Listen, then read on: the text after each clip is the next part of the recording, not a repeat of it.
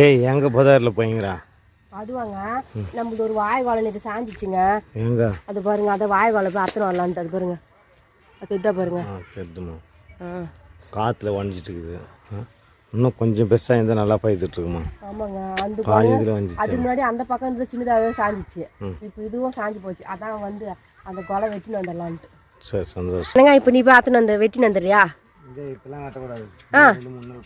2-3 நாள் போட்டோமா? சரி. சரி, அங்கே ஒரு வாய் புகுது, அதுதான் வெளியே அறுத்து குத்துறேன். அது ஒகுதுவா வாய்ப்பு இது பண்ணுறியா? வச்சு தர மாட்டேன் சொன்னேன். சரி ஓடி வாய்ப்பு போட செய்யலாம். அது பூ மாற்ற கொட்டினுக்குது, அப்போவே கட் பண்ணிருக்கணும். கம்மி எப்பா. அப்போவே கிள்ளி தான் சொன்னேன். வாய்ப்பு மொத்தம் பூ கொட்டிக்குச்சு. ஃப்ரெண்ட்ஸ், இதான் எங்களுடைய சின்ன பூந்தோட்டம். கொஞ்சம் வாழைக்காய், நெல்லிக்காய் எல்லா செடியும் இருக்கும். அவரு எங்கள் வீட்டுக்காரர் வாழைப்பூ எடுத்துன்னு போகிறாரு வீட்டுக்கு. அது எங்களுடைய கனகாம்பரம் செடி.